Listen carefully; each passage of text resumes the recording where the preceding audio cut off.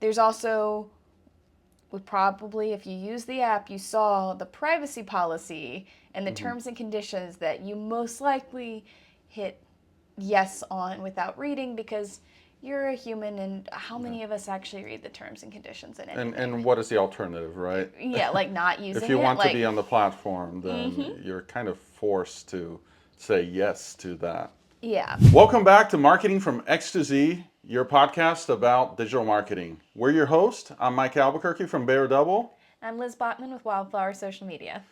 And today we're going to do things a little bit differently than we have been. Mm-hmm. But Liz, set the stage. What are we talking about? All right. So you have probably heard TikTok got sold. Yeah. And you may have also been trying to use the platform lately, and it might not have been the best experience. Hmm. So today we're going to go and we're going to talk about what's happened and what it means for businesses. All right, that sounds great. I'm looking forward to. So let's start a little bit about. Let's start talking about how we got here. Yeah. What's led up to this? Okay, so TikTok, it was previously owned, its parent company is ByteDance, which is a Chinese owned company, and Hmm. that created a lot of privacy concerns and user concerns in our government and then down to the people in our country. Hmm. And so a law was passed that made it to where a foreign interest or ByteDance could not own more than 20% of the app, or else it was going to be shut down. Hmm. So you might remember in January of last year, January 18th and 19th, I think it was, the app shut down temporarily. Yeah. And then President Trump, he negotiated or something, and it came back on. Hmm. And we kind of kept pushing this down the line a little bit Uh-huh. because a deal was in the works. Well, that deal has happened. The day is here. The deal has happened. The deal has happened, and so the deal went through where now U.S. investors, largely large investment companies, Uh-huh. own TikTok, and it's TikTok USDA or something, like the name's changed a little bit, Uh-huh. but the point is that the most of the company is owned by U.S. investors. Uh-huh. Okay, so with that, we're going to see a little bit of a change, right? So you may have already seen how the For You page has had some glitches and things Hmm. like that because of just some transfers over Yeah. and that sort of deal. But before I get too into the nitty gritty about why things are changing, as somebody who loves to use TikTok, Yeah. what has your experience been since it's sold? So TikTok is my platform of choice, Mm-hmm. right? I think we've talked about this as a user. So if I am sitting in bed and trying to, just take my mind off of things, that's where I go to. Mm-hmm. And it's been that way pretty much since COVID. And the experience has changed over time, but definitely in like since the algorithm change happened, there's been a few different things that I've noticed. There's some older content that has been showing up, so I've heard people talking about changes to the algorithm and Mm-hmm. some types of videos not being featured prominently or some older content coming up, and everyone has like a tip or way around that. Mm-hmm. Um, but I mean, I just had something this morning that popped up, and it was basically like a news alert for something that happened a month ago. Oh, And I'm like, okay, well, that would have been nice to know. a month ago. Yeah, a month ago. So there's been some of these changes. There's been some creators who have been very vocal about the fact that their audience is now seeing a much smaller percentage of their videos. And as a consumer, I know that there's some people that I expect to see if I scroll up like 10 or 20 or 100 times, they're going to show up, right? And they aren't. And Okay. so I imagine that as a content creator, that's got to be very frustrating for them Yeah. because now the people who are used to engage with you are no longer seeing you Mm-hmm. there. And I'm sure for small business owners, um, you know, that's only exponentially more frustrating because you have a smaller audience Right, of than course. creators. But it has been a different experience, right? And I don't know if there's going to be any fixes with the algorithm. I have not dived in too deep Mm-hmm. into what's going on with it, so I'm looking forward to learning a little bit today from you. Yeah, so basically, So ByteDance still owns part of TikTok. They just own less than that 20%. So the technology is still there. Okay. Part of what the difference is going to be is it's being retrained on American data. Okay. So this is, and so it's basically it's restructuring its government and it's being retrained on American data. So this is going to change how you see things. It's kind of like it's kind of like how if you run a meta ad and it goes through the learning phase first, it's just kind of woo, like all over the place, and then it'll center back in. So I am anticipating that that does get better. The question then becomes, because it is so close to our government, and with things being as tense, let's say, as they are, is that going to change things? And we can only wait and see. Like I think predictions on that right now are a little bit fear-mongery, right? But it's being retrained on American user data. Okay. So that was one of the things that some creators brought up. They were very concerned that their videos weren't going to show anymore for American audiences, even though their audiences were largely in America. But because they were not, U.S. based accounts, that they would run into some issues with that.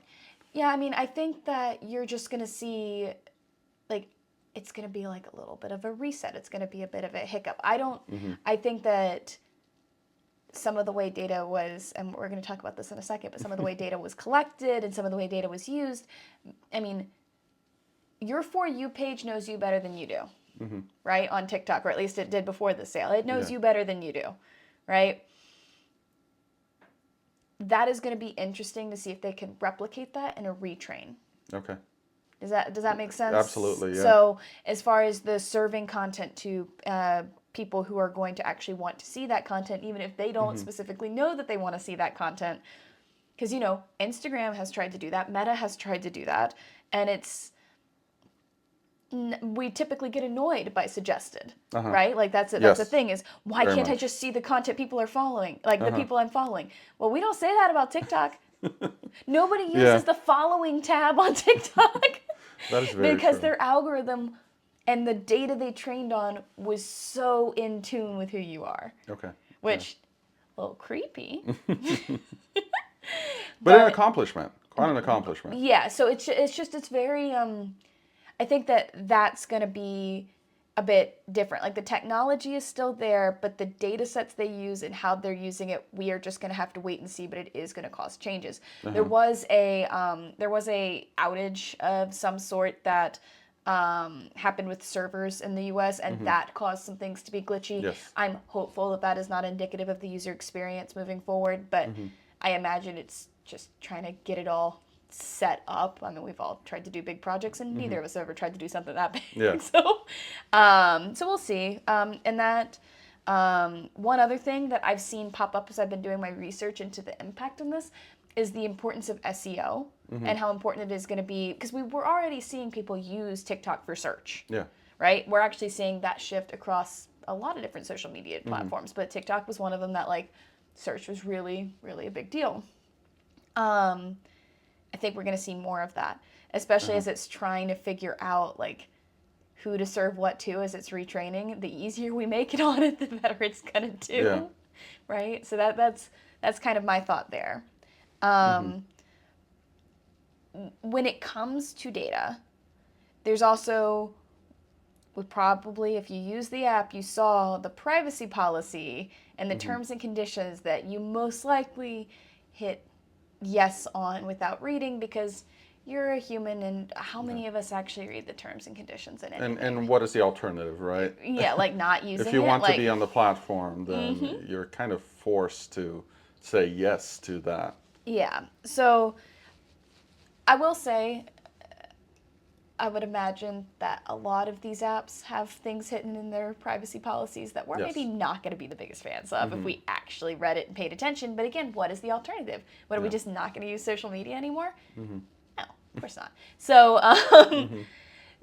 this one gets a little, I was listening to a YouTube video from a lawyer who was breaking down, because this is not legal content, and We're not I am attorneys. no, I do social media for a living, guys. I am not a lawyer. I'm sorry, Mom. But I was listening to this breakdown because I wanted to understand, and she was explaining a couple of different components of the privacy policy aspect.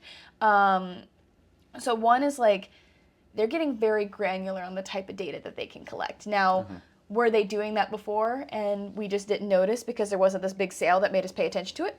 Maybe. Maybe. I don't know. I don't have a time machine. Yeah. But they're able to track things like they're or I don't even know if they're able to, but they're saying they're allowed to, which those are two different things. Yeah. But they're saying they're allowed to track things like your age, gender, sexual orientation, health, religion. I believe in there was something about immigration status, which is definitely a hot button topic in this like right now. Yeah. So like there's that sort of stuff, which is like, right? Like that's not awesome, and for the purpose of using in targeted ads. Yeah. And for anyone who questions that and says, "Oh, that's just CYA for them," go look back at things like what Uber has done in the past. Like there's lawsuits out there against some of these large companies. I think we were talking a little bit before the podcast started about a story of someone who, and this was let's put allegedly in front of everything, right? Someone who allegedly got hurt at a Disney park. And allegedly tried to sue Disney, and allegedly Disney's response was, "You're a Disney Plus user, so you signed our terms of service, and therefore you can't sue us." Allegedly. Allegedly, all over. So much allegedness. But there's these stories out there, right? And so these terms and conditions, these policies, they matter for a reason. We're not attorneys, but we're users of the platform, and so we should pay attention to them and be cognizant of what's going on there. Yeah, so that's as a user. There's also things as a creator, because I'm a creator on this platform as well.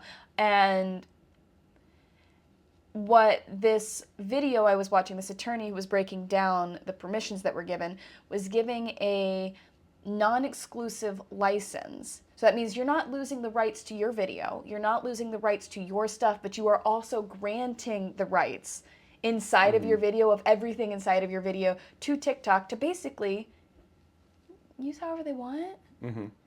Again, not a lawyer, going off of it, but like, so the idea there is like TikTok started largely around music and music creators and that sort of thing. So what, TikTok can just use their music in paid advertising without paying them royalties?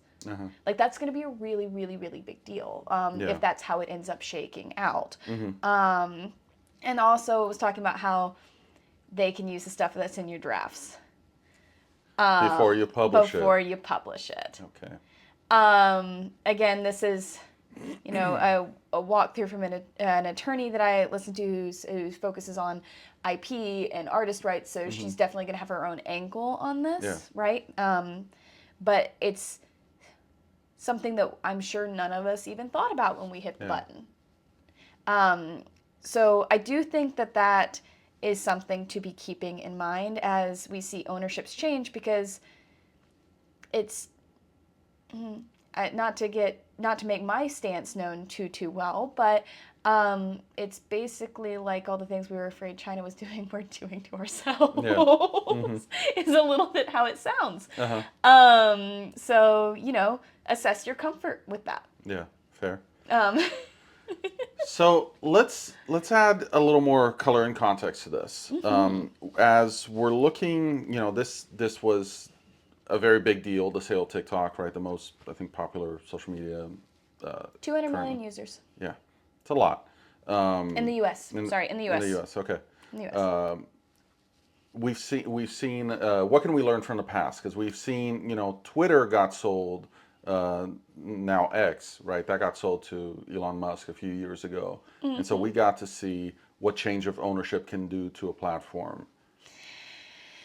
Yes, we can. All right, so there are a few things about the sale of Twitter that are really important to understand. Some of them are relevant to the sale for TikTok, and some of them I think are outlying factors that, so it'll make this all very interesting.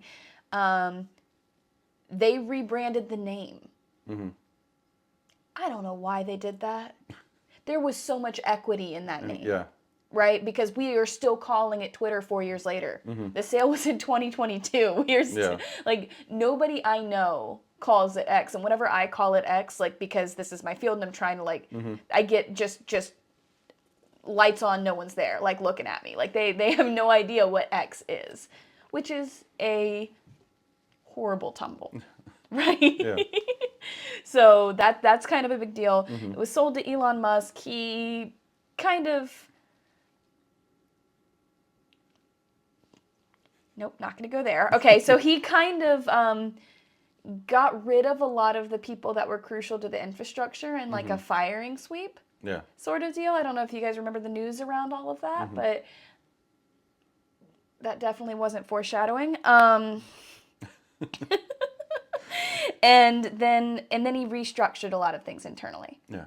right? So he made a paid model, right, which is something that was very interesting. Now you can use Twitter for free, but there is a paid model involved with it that it is a little bit pay to play as far as like discoverability is concerned and things like that, which is a big deal for brands and, Yeah. and that sort of deal.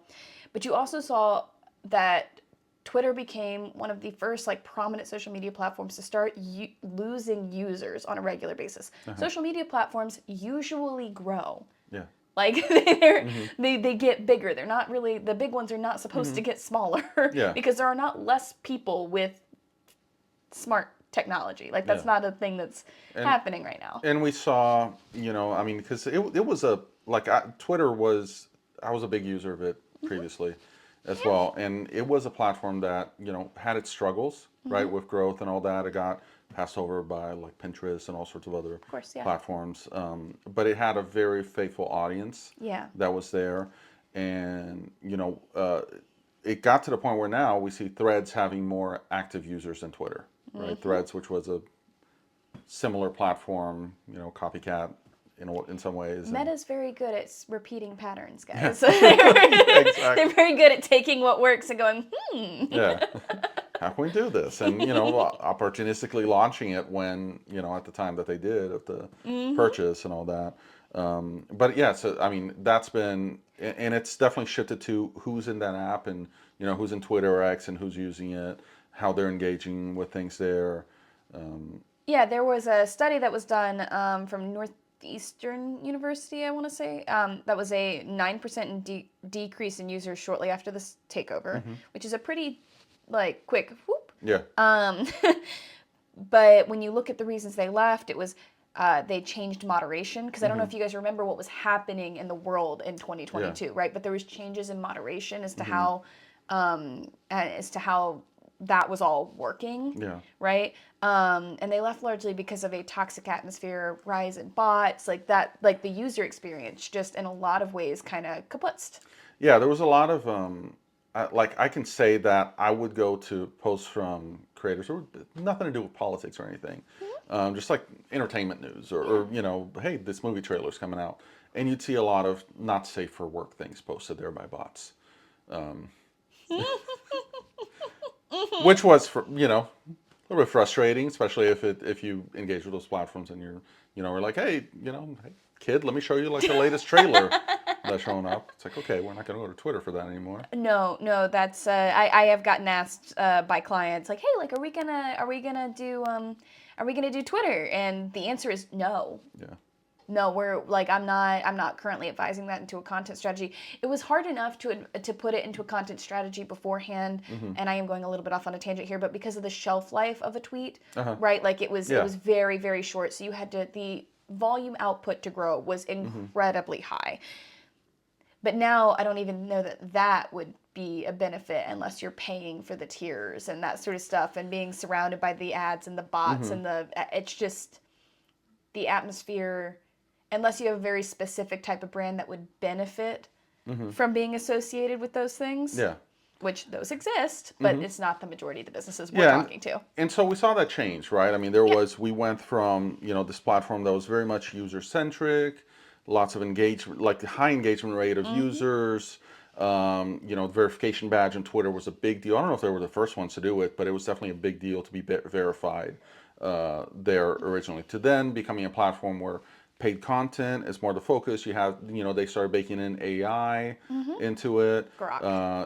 Grok. And what the platform has changed. Yes. Right? I mean, they started adding short form. I mean, it had done a little bit Yeah, they did over like Twitter. time. They did like Twitter Reels. Spaces, and they did like they They did did some. Reels. At one point, they bought, what was that one? They bought, didn't they buy Periscope? Are you too young to remember Periscope? No, I vaguely remember. Periscope was like middle school for me. Okay, I think if I remember correctly, Twitter It was bought Periscope at one point and had or Vine. Vine Yeah, it was had yeah. to. It had to. Yeah, but We'll yeah, do a graveyard of social media episode one day.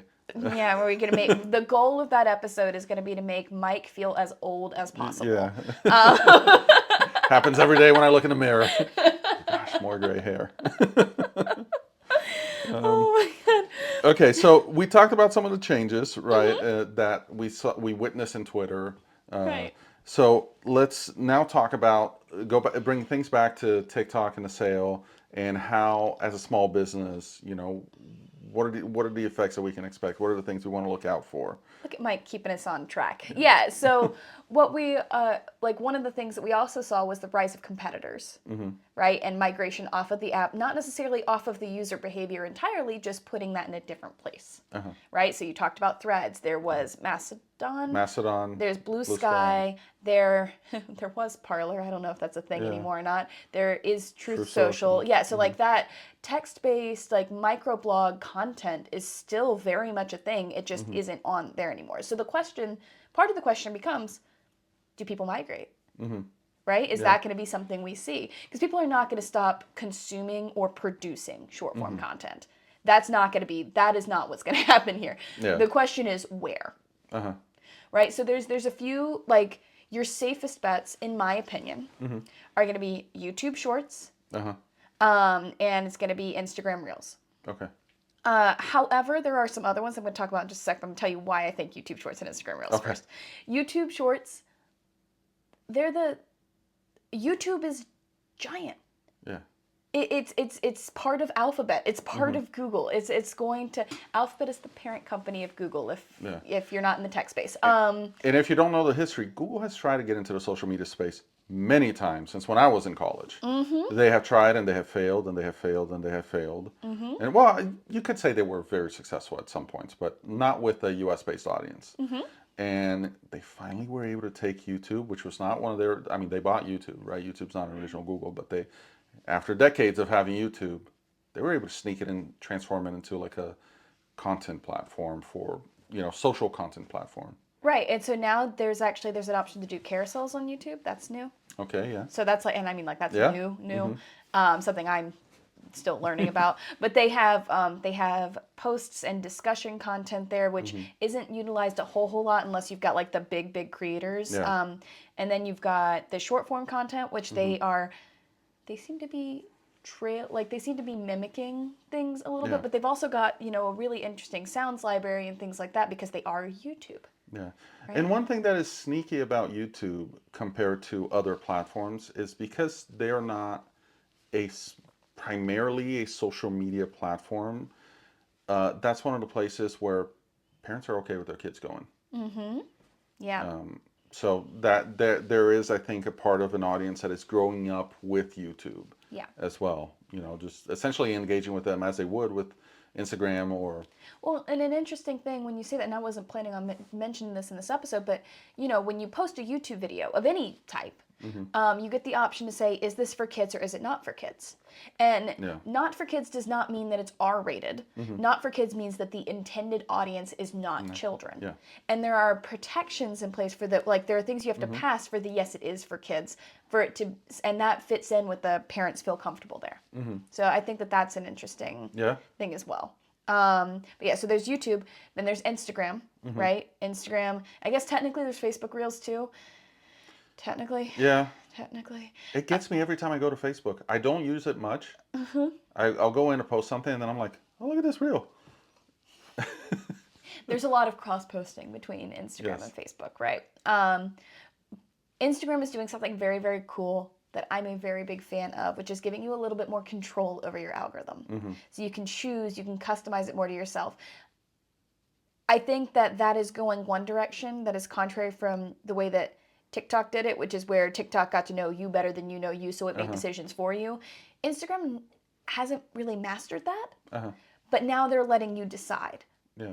So I think that that's an interesting form of data collection. Yeah. I feel that as a user, my engagement with Instagram has been Instagram realized I liked one thing and it was just pounding that. It was like, you get this one thing and that's it. See, and I actually get a little bit more variety, but that's because my Hmm. primary platform that I consume content on as a user is Instagram. So Okay. Instagram has way more information on me All than it right. probably does on you. It just knows I like seeing people getting hurt.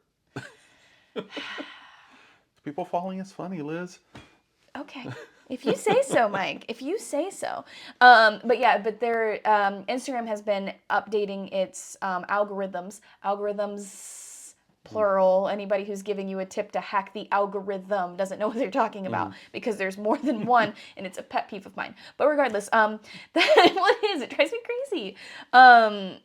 They're prioritizing originality and watch time, which is actually very similar to what YouTube does, is prioritizing watch time and retention. So just like those are potentially options, there are also competitors Yeah. that are jumping up, and they're very small still. Okay, they're very small, but they could become a thing. And are there advantages for someone to go into some of those smaller platforms and trying to, Yeah. stake their flag and say, I'm going to be the lead person in this platform for content X or Y or Z? Yeah, it does create a like opening for like, because we talk all the time like, oh, like X, this and this is saturated. Okay, well, up scrolled, which is a TikTok, Instagram-y short form video, like they jumped from 150,000 users to 2.5 million from January to this month. Wow. Yeah. Or at least that's what I read. So like Yeah. they're growing. Now, is that 200 million? No. No, it's not. It's 1% of that. But it also means that there's not as much competition, there's not as many creators, and there's a potential to get in while it's young. And that's get in early, and then you have more space to grow. Uh-huh. So that's something that we've seen. Like, I mean, TikTok creators that are massive, a lot of them got in when it was just starting to kick off in popularity. So that's I'm not saying that that one of these is going to become the next TikTok, but it's definitely an opportunity. Yeah. And then there's Skylight Social, which is decentralized short form video. So if you're comfortable with Blue Sky, then you're more likely to be comfortable with Skylight Social. However, it's got the same like barriers to entry of like figuring out how to configure all of that. That is a little bit a lot. Yeah. I feel like Blue Sky is not as bad as like Mastodon. No, it's not. Mastodon was, I felt like, I was I very may have confused. given up. I was very I confused. may have gone in and be like, I'm not going to do this. It's too hard. But yeah, so those are basically the thing there is you need to be prepared for a potential migration to a certain extent. That doesn't mean that TikTok's just going to like cease to that's not what I mean, but people will make the choice to consume in other places. Yeah. And so you've got the big ones that you can go and look at, but there's also smaller opportunities that are always interesting as well. Good. Okay. So are we ready to talk about action steps and what comes next? Yeah, absolutely. Okay, so as either a content creator or a small business owner, or just a user, right? What should we do next? So the first thing you need to do is look into the terms, conditions, privacy policy and make sure you're comfortable with that. Like, and I can't make that decision for you. Mike can't make that. You need to decide what your comfort level is on data privacy. Right? That's thing one, because all the rest of this is irrelevant if you don't feel safe with the platform. And it might even change the type of content that you're uploading there. Exactly, yeah. If your primary platform is TikTok as a creator, you should be diversifying and looking in other spots, because we just don't know what's happening. And honestly, I've been advising that for a little bit, because was it going to disappear? Was it not? Like, yeah, I think we saw that coming up. We saw the writing on the wall with the disappearance of TikTok, the potential. Yes. So just making sure that, like, I would hate for you to be a small business owner who only has tried to grow an audience on TikTok and then the algorithm has been retrained, and it's just, and you're having a harder time breaking through, and you haven't done anything anywhere else. Yeah. Like that would be at a minimum, just repost your. I know this is not particularly strategic, but just repost your content to other platforms to Yeah. start building. There's something to be said for like catering to each and all of that we could go Yeah. into on a different episode. But at the minimum, starting to put your footprint out on other platforms if you haven't yet. Yeah, and for anyone who doesn't understand, who thinks it's fear mongering to say, well, the algorithm, is it going to be that big of a change? I mean, you can see it's happened over time. There's people who had massive followings on Twitter who, now it's a graveyard. Yeah. Like I personally knew someone who was it wasn't on social media, but he had a blog that was incredibly successful, like millions of access a month.